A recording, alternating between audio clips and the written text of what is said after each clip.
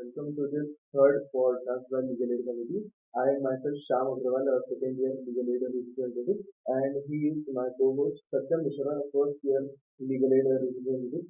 Sir, today's topic for the podcast is around legal rights, and as we have worked around legal rights, tribal rights a lot. Therefore, we have chosen you as our guest for this podcast, and sir, we would like you to please introduce yourself. Thank you for this opportunity. I have been assigned with the Legal Aid Committee for many years, and I'm especially working on tribal rights in Maharashtra as well as India.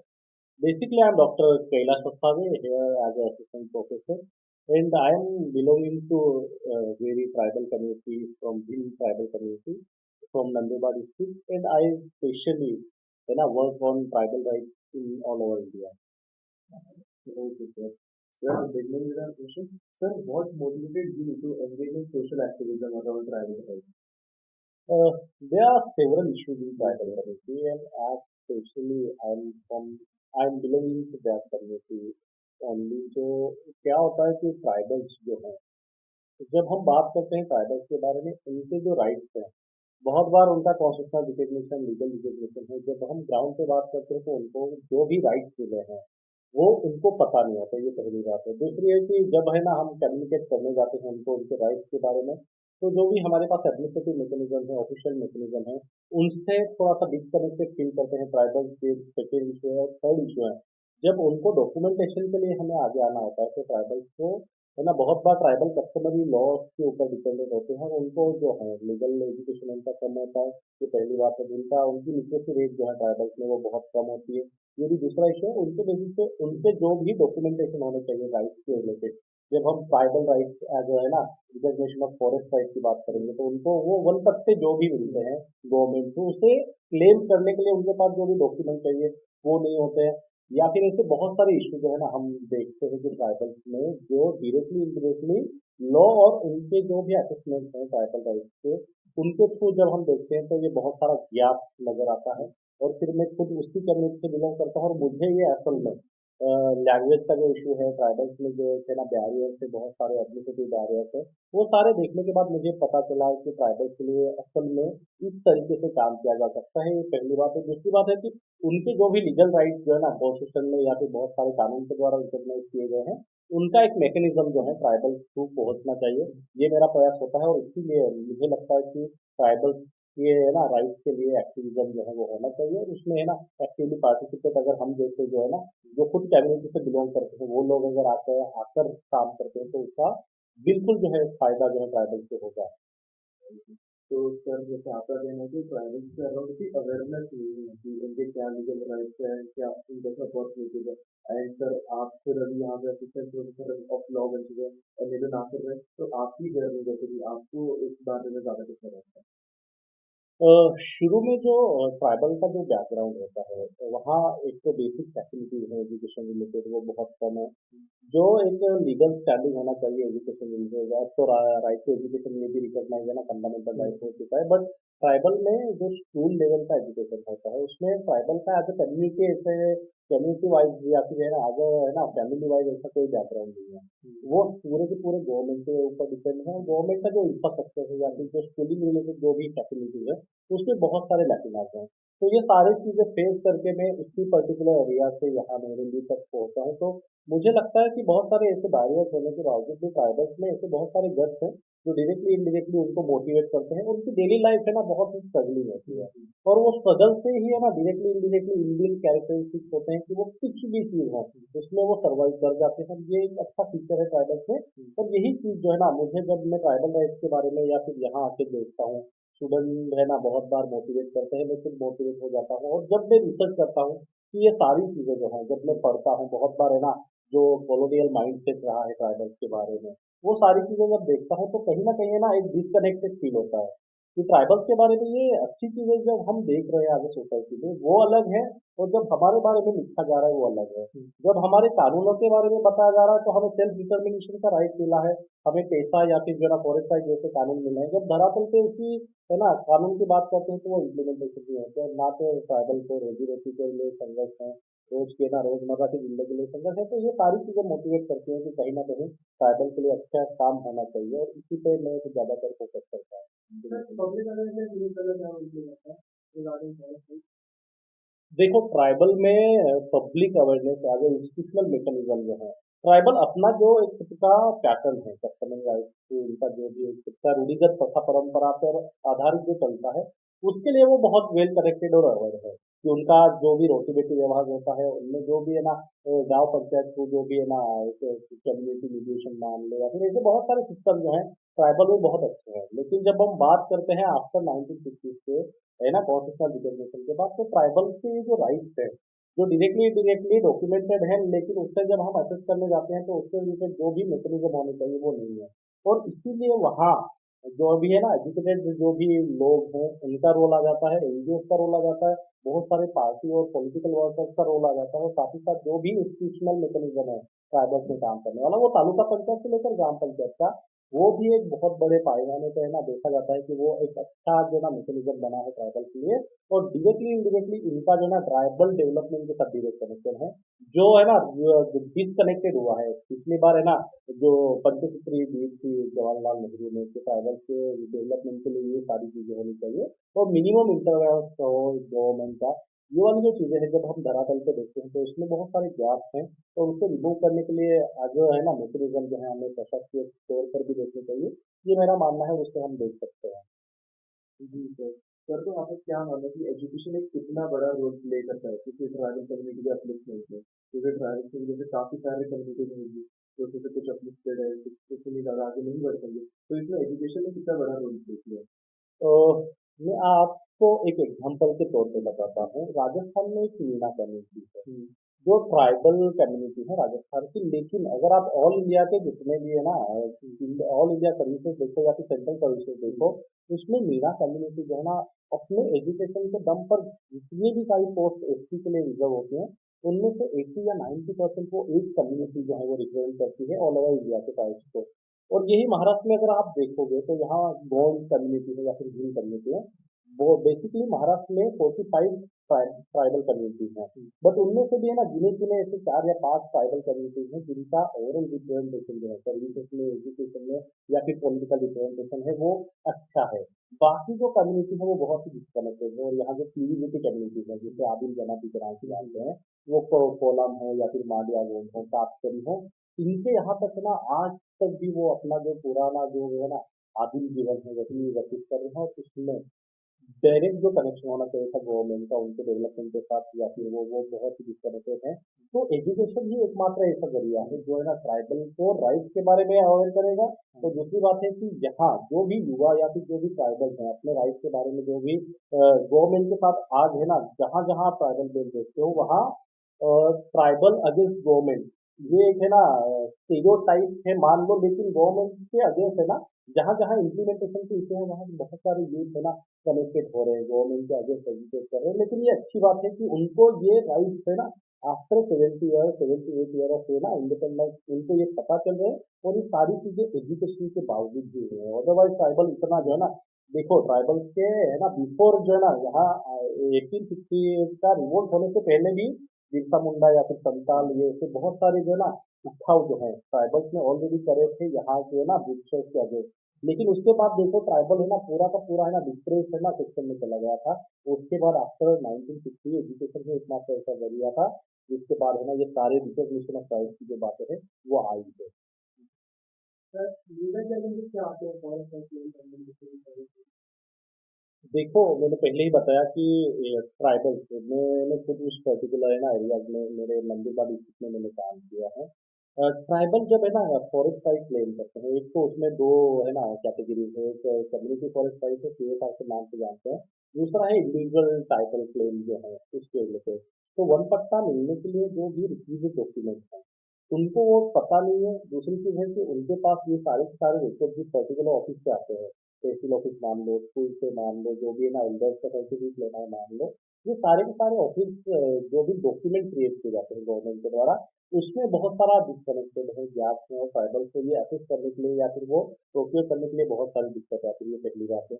दूसरी बात है कि जब वो claim करने जाते हैं तो उनके जो एप्लीकेशन फाइल करना है उसके लिए भी उनके पास कोई टीम नहीं होती है, उनके लीगल अवेयरनेस नहीं होता, तो वहाँ लीगल एड अच्छे से काम कर सकता है। तीसरी बात है कि ये जब राइट क्लेम करने की बात आती है तो बहुत बार जो है ना उनकी फाइलें जो हैं, ये जब तक मैं देख रहा हूँ कि अभी अभी है ना 2018 में 22 में एक सुप्रीम कोर्ट में ऑर्डर भी ये निकला था कि जो भी जिनके फॉरेस्ट राइट क्लेम पेंडिंग है या फिर जिनके अभी तक है ना अप्रूव नहीं किए गए हैं क्लेम जो है ना इंटाइटल नहीं किए गए हैं, उनको जो है ना उस पर्टिकुलर फॉरेस्ट से निकालना चाहिए। ये सुप्रीम कोर्ट में ऑर्डर निकला था। उसके बाद बहुत ये ना यहाँ जो है ना कॉन्फ्लिक्ट आए थे ट्राइबल राइट्स और जो ऑर्डर्स हैं या फिर एडमिनिस्ट्रेटिव एक्ट हैं।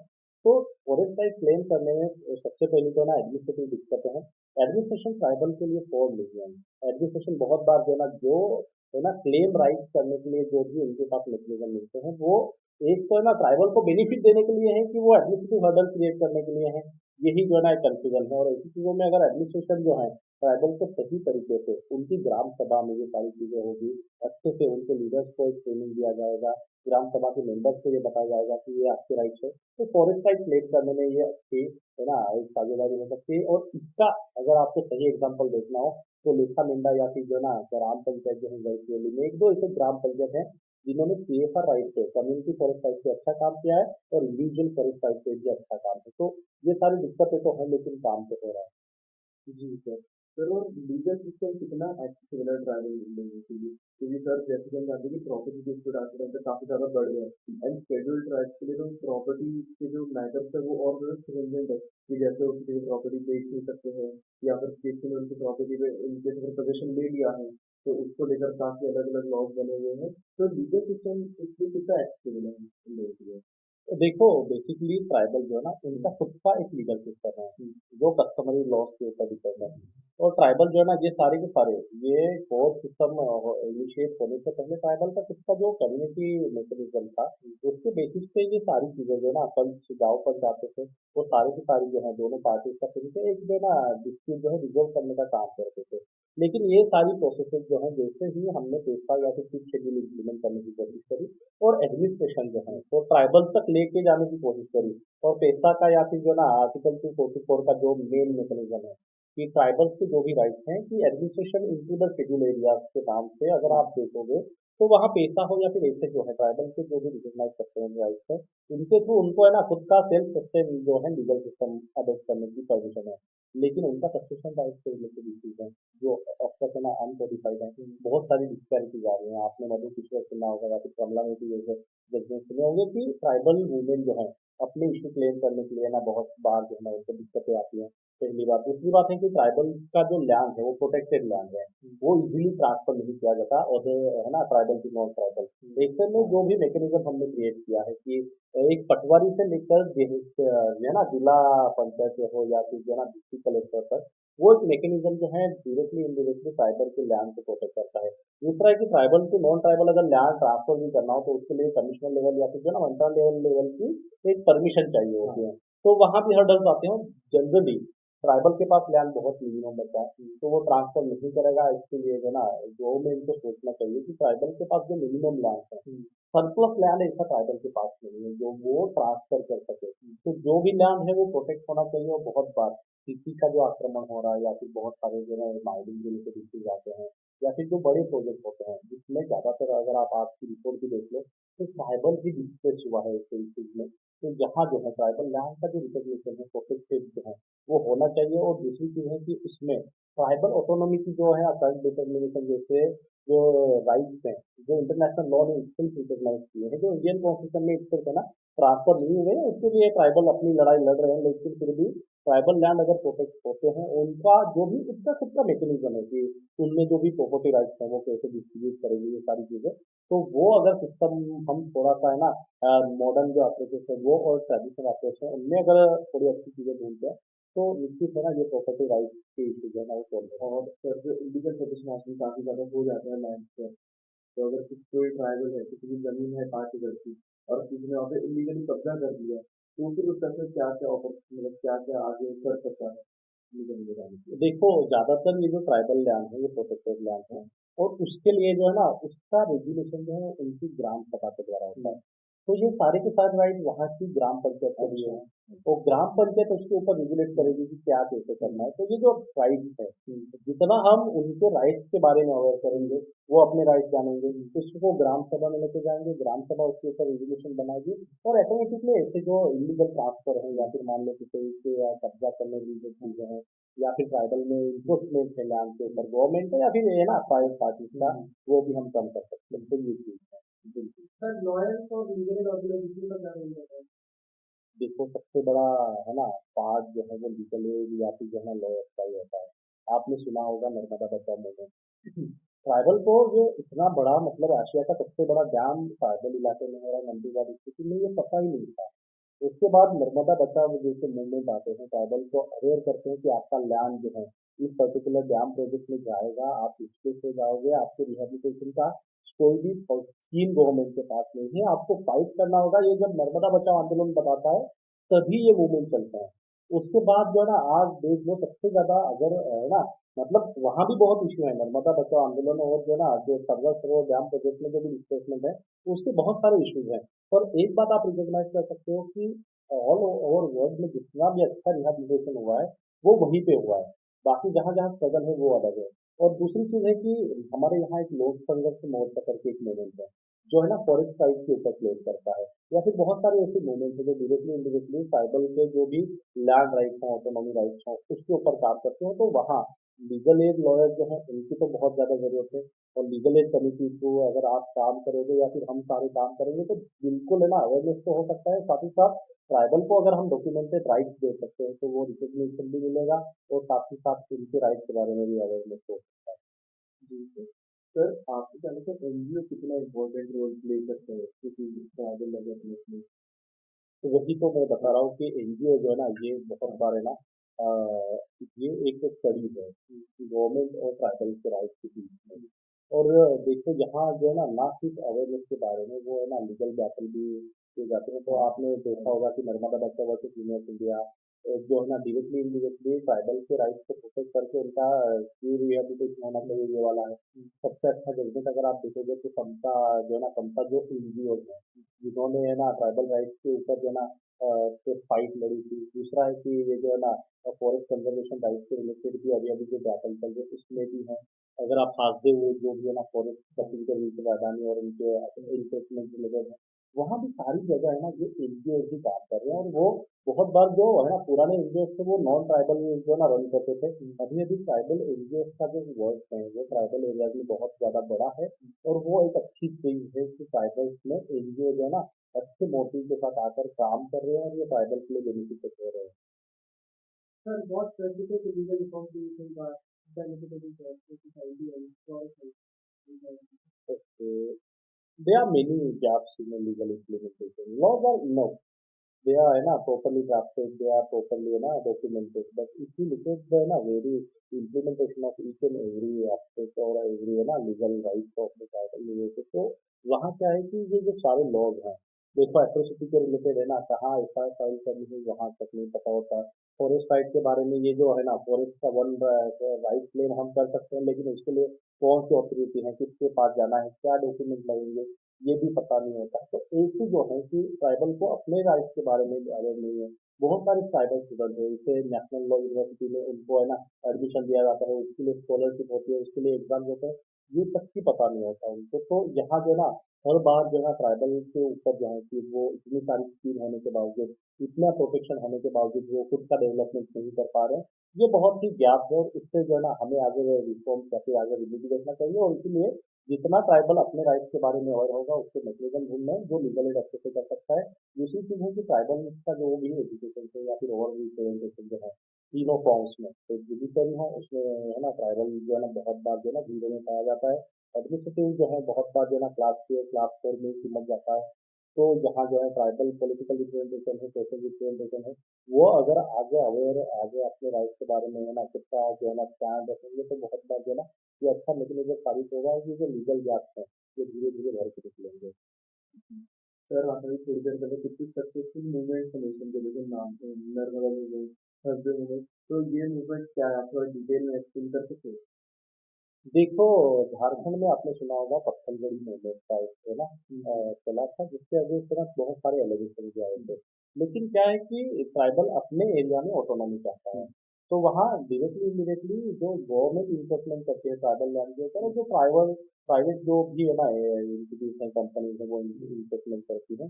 तो यहाँ है ना बहुत बार जो है ना ट्राइबल की जो फाइट है, लीगल फाइट है, उसके रिलेटेड है ना ट्राइबल को अवेयर होने की जरूरत है, और वही जो है ना ये ऐसे एरिया में वो काम करते हैं। आपको पता होगा कि लगभग है ना महाराष्ट्र में 1,25,000 के करीब है ना ट्राइबल के जो बोगस स्टेट सर्टिफिकेट हैं, कि जो है ना जिनका रिजर्वेशन नोमेनक्लेचर, वगैरह हाँ, होने के लिए। और मतलब जो मॉडर्न कॉन्स्टिट्यूशन है, हाँ। ऐसा माधुरी पाटिल और ऐसे बहुत सारे जजमेंट ने बताया। लेकिन क्या करते हैं कि ट्राइबल के नाम से इनके फर्जी डॉक्यूमेंट बना के उनका रिजर्वेशन वो उठाते हैं, और ट्राइबल जो जेन्युइन ट्राइब है, जो गढ़ के में नंदुरबार में या फिर किसी मेघाट के एरिया में रहता है, इनको पता ही नहीं होता, और ये जो लोग हैं जो नॉन ट्राइबल हैं, ट्राइबल का सर्टिफिकेट बना के उनके जो भी है ना जो कॉन्स्टिट्यूशन रिजर्वेशन है उनका बेनिफिट लेते हैं।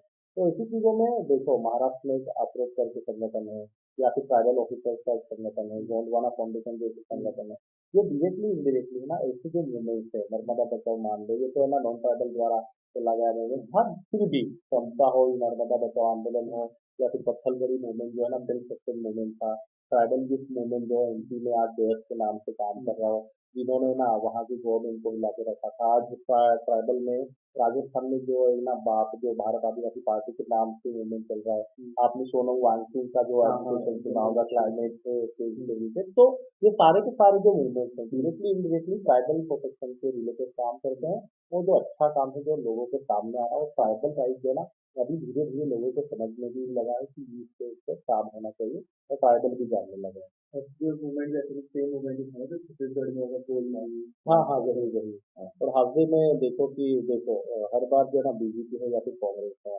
ट्राइबल के साथ है ना इनजस्टिस होता रहा है, और बहुत बार ट्राइबल के है ना विरोध कर दिया। देखो, ट्राइबल विकास के विरोधी नहीं है।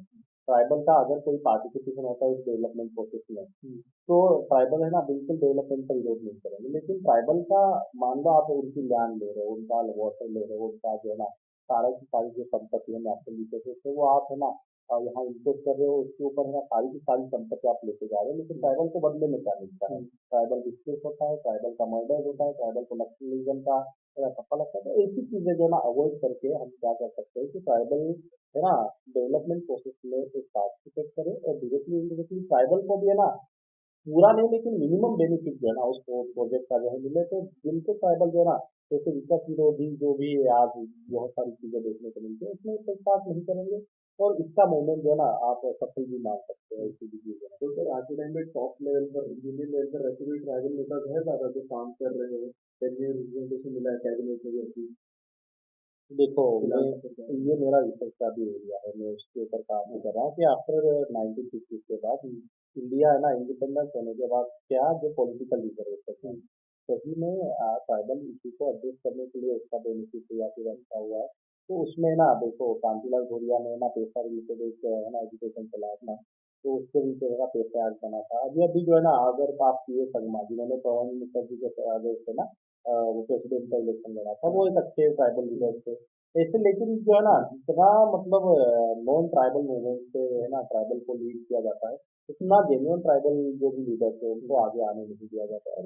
बहुत बार जो है ना ये एक पॉलिटिकल ऑपरेशन ही मान लो, डायरेक्टली इनडायरेक्टली ट्राइबल लीडर्स को ऑपरेट किया जाता है।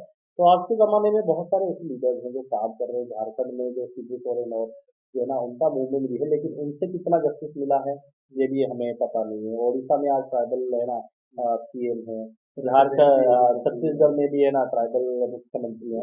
और बहुत बार जो है ना ट्राइबल मिनिस्ट्री जो है, मिनिस्ट्री ऑफ ट्राइबल अफेयर्स, ये सेंटर की और पर्टिकुलर स्टेट में ना ट्राइबल डेवलपमेंट मिनिस्टर होता ही है। लेकिन उनके थ्रू भी जो है ना डेवलपमेंट में ट्राइबल की जो भागीदारी है या फिर एसोसिएशन में, वो बहुत मिनिमम देखी गई है, और ट्राइबल को ऐसे पोजिशन पे नहीं रखा जाता जहाँ से वो अपने डिसीजन खुद ले सके, जो डायरेक्टली इमीडिएटली इम्पैक्ट करते हैं। दूसरी चीज है कि पेशा मान लो या फिर जो है ना सिक्स शेड्यूल हो, इसमें प्रेसिडेंट और गवर्नर को एम्पावर किया गया है। लेकिन वो जो है ट्राइबल राइट के बारे में बहुत बार जो है ना अवेयर नहीं होते, या फिर उनको जो है डायरेक्टली इमीडिएटली आगे टूल जो है ना एग्जीक्यूटिव के द्वारा यूज किया जाता है। तो यही होता है। देखो मणिपुर में जब ये सारी चीजें हो रही थी, तो वहाँ का गवर्नर जो है ना वो ट्राइबल था, और प्रेसिडेंट जो है आज की वो भी ट्राइबल है। लेकिन ना मणिपुर के जो भी सारी की सारी चीज़ें हैं वो रोक पाए हैं, ना ही ट्राइबल का जो भी है ना वो वॉल्यूशन है राइट का वो भी हम रोक पाए। तो बहुत बार ट्राइबल एज है ना रूल जो है ना इम्प्लीमेंट किए जाते हैं, लेकिन जब है ना असेसमेंट अगर इनका करेंगे तो बहुत ही मिनिमम रहा है। तो ये तो रियलिटी है, इससे क्या ही रहा है। Sir, what changes would you make on the future of the health service? There are several kinds of है ना इंटरनेशनल इंस्ट्रूमेंट which is है ना recognised by as well as है ना, तो उसका है ना ट्रांसफर जो है डायरेक्टली इनडायरेक्टली इंडियन लॉ से होना चाहिए। जैसे है ना अगर आप देखोगे बहुत सारे जो है ना नेटिव पीपल्स हैं अमेरिका में, उनके जो है ना जो राइट टू सेल्फ डिटर्मिनेशन है या फिर उनके लैंड को ऑटोनॉमी दी गई है, वो सारी की सारी ऑटोनॉमी जो है ना अगर ट्राइबल लैंड को इंडिया में भी मिलती है। तो बहुत बार जो है ना ये गवर्नमेंट वर्सेस ट्राइबल का क्लैश जो आ रहा है कॉन्फ्लिक्ट आ रहा है वो नहीं होगा, ये पहली बात है। तो दूसरी बात है कि उनके कस्टमरी प्रैक्टिसेस हैं, उनके डायरेक्टली इनडायरेक्टली जो गवर्नमेंट है, अगर आप मुस्लिम लॉ को प्रोटेक्ट कर रहे हो, हिंदू लॉज को प्रोटेक्ट कर रहे हो, तो ट्राइबल के जो भी ट्रेडिशनल मैकेनिज्म है, ट्राइबल के लॉज हैं, उनको भी प्रोटेक्ट करें। उसके लिए जो है ना आप मैकेनिज्म करें। आज ट्राइबल लैंग्वेज जो है बहुत ही एक्सटिंक्शन कंडीशन पे हैं, जैन के भी या फिर ऐसे बहुत सारे जो है ना एंथ्रोपोलॉजिस्ट हैं या फिर जन लैंग्वेज के एक्सपर्ट हैं। उनका मानना ये है कि सबसे ज़्यादा अगर लैंग्वेज का अगर नुकसान किसी कम्युनिटी को हो रहा है तो वो ट्राइबल को हो रहा है। तो ट्राइबल लैंग्वेजेज हैं, ट्राइबल जो ट्रेडिशन है, उसका जो है ना बहुत बड़ा खतरा है। तो उससे कल्चरल प्रिजर्वेशन है, लैंग्वेज प्रोटेक्शन है, उसके रिलेटेड भी जो इंटरनेशनल प्रोटेक्शन है, रिकॉग्निशन है, उससे हमें है ना स्ट्रांगली है ना यहाँ इम्प्लीमेंट करने की जरूरत है। और साथ ही साथ ट्राइबल को है ना बहुत बार ये जो लॉ रिलेटेड जो भी गैप आते हैं उसमें अगर गवर्नमेंट अच्छे से काम करती है तो मुझे लगता है कि उसमें है ना जो है ट्राइबल राइट को प्रोटेक्ट करने में कोई अच्छा मैकेनिज्म जो है हो सकता है। Sir, thank you so much for this podcast and we hope कि इससे मतलब लोगों को ट्राइबल करने में ज़्यादा मदद मिले and और बिल्कुल इससे अगर हाँ मूवमेंट चलते रहे या फिर पॉडकास्ट से या फिर किसी भी है ना चीज़ को अगर ट्राइबल को अवेयर होने का मौका मिलता है तो मुझे लगता है कि ये जो है आपका प्रयास है ये बहुत अच्छा प्रयास है। आपने मुझे इन्वाइट किया इसके लिए बहुत बहुत शुक्रिया। धन्यवाद।